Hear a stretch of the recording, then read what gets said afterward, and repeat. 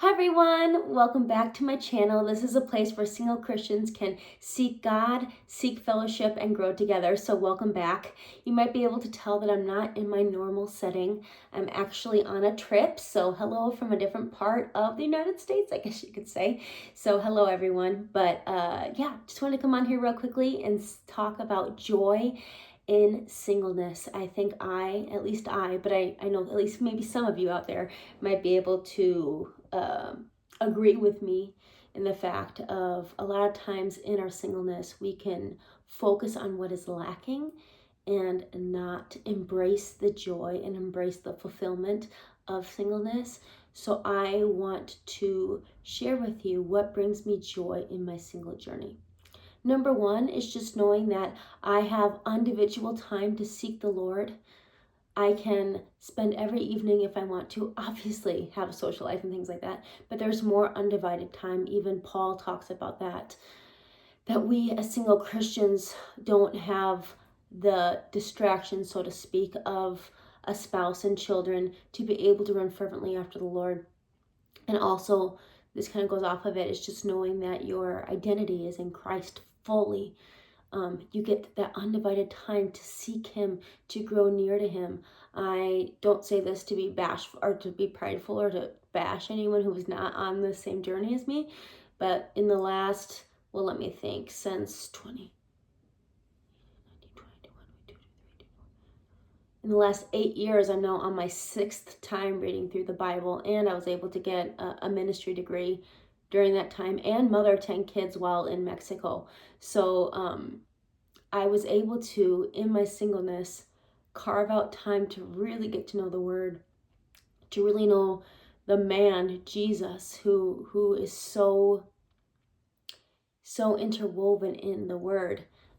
It's been a joy, and I haven't had as many distractions in order to do so. I think if I would have gotten married in my mid-20s, I would have been a mess of a person. I hadn't read through the full Word until I was 27 when I finished reading it fully through for the first time. So if I would have gotten married at 25 or 26, I know I would have never had that knowledge of the Word and that closeness that comes through that knowledge of the Word.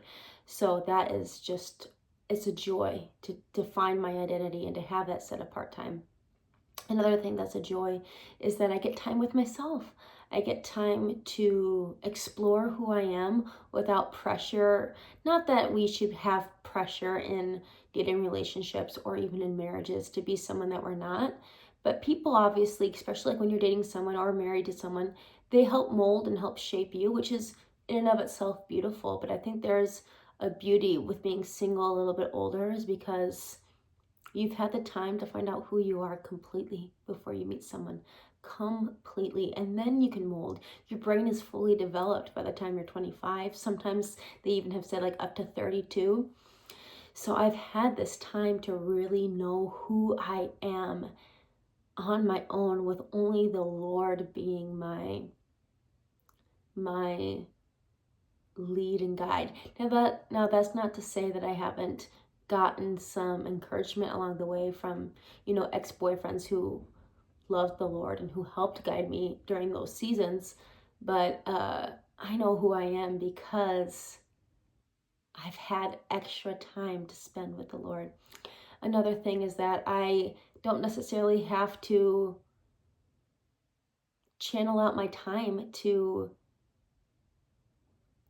see if I'm available. Like, my availability is pretty much open. If I want to go to some conference at my church, I can go. I don't have to check with my husband and kids to see if there's someone to watch the kids, or to see if my husband's okay with it, or if he doesn't have something going on that night. Like, I can go to that conference. I can go to Israel, Switzerland, and France on a trip on the fly, because I can. I can go to El Salvador. I can go to Mexico and live there for 5 years, because God is the writer of my story, and I'm doing it by myself. Airplane flights, I only have to buy one flight instead of 2 or 3 or 4, So just being able to have that free time to do what I want I can also explore and be creative with my style, with my likes, with my dislikes. I remember I had an ex say that he thought it was so weird that I liked to read. And I remember thinking, what's so wrong about reading? Like, I am fully free to read on my time off, right? When I'm done with work, I scroll into my library app and I just read a book after book after book. No, don't, like, I'm not a homebody all the time, but every now and then I like to have my little reading it. I'm a sanguine choleric with a little bit of melancholic in there. I don't know. I don't know, you guys. I like to read, and I don't have to feel like it's a burden. I can sit after work and do what I want to do. There's more free time to do what I want to do. I also want to say it's great to invest in relationships. I feel like a lot of my friends, and this is no shade to them, but a lot of them who did get married younger don't have as many friends who are female, or I mean, I guess, yeah, I'm just gonna speak for the women because I am a woman. But a lot of my female friends, their world was so wrapped around their husband when they were younger that now they're in middle age and they don't have any good girlfriends because they focus on their husband, which isn't a bad thing. But I really, really enjoy the fact that I have a lot of good, godly Christian sisters who have walked this walk with me. And though I love my friends who are married, and though, yes, we have a relationship, there's a closeness with my other sisters who, A, either are still single, or B, got married later. One of my best friends, she got married at almost 35, and we still talk all the time. Like, she's married, like, she's been married for a little over a year, and she still makes time for me, and like we video chat all the time, at least like 3 times a week. But some of my friends who got married a little bit younger, even if their kids are a little bit older or if their kids are in school, like, we don't talk as much because we didn't have that deep connection the way I did with my single friends who were single for longer.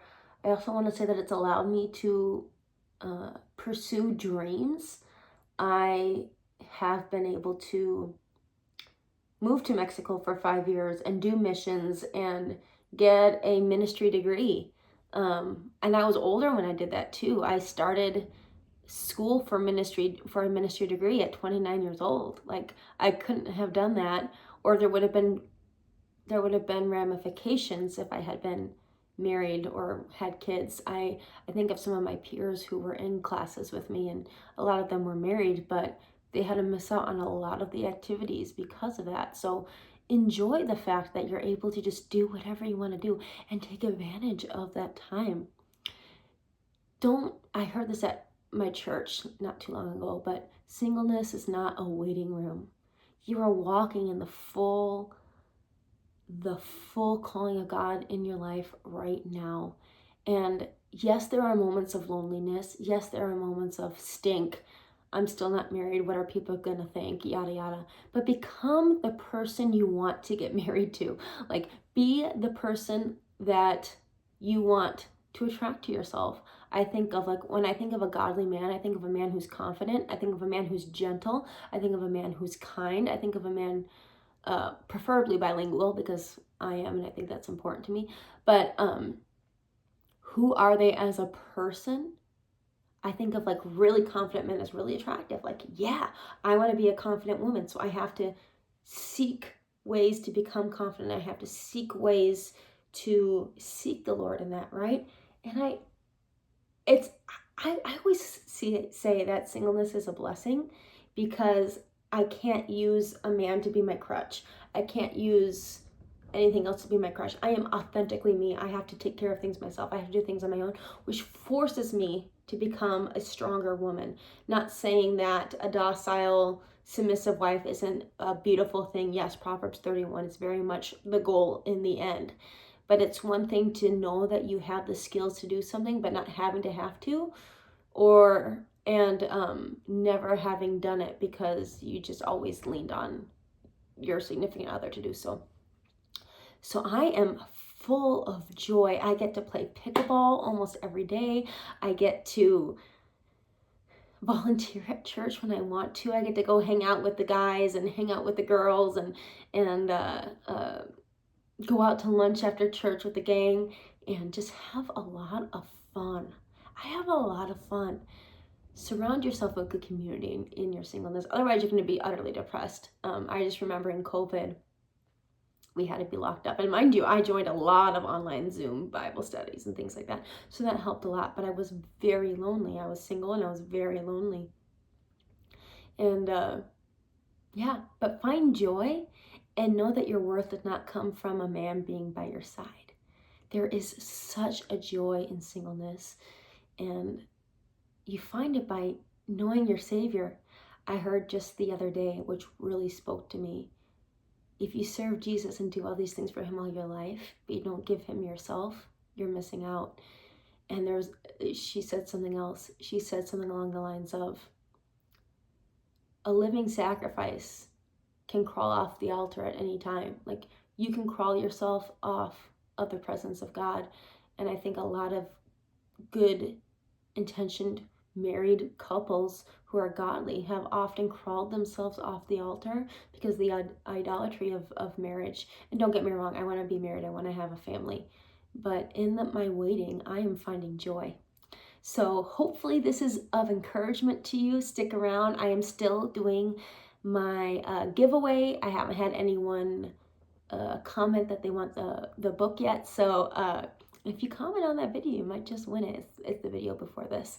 But I want to say thank you to all my subscribers. We've had such good dialogue these last several videos, and I'm so grateful for the growth of this community. And I'm doing this just to encourage myself and to encourage you and to create a space for us. So much love to you. We'll see you all in my next video, and take care. Much love to you guys.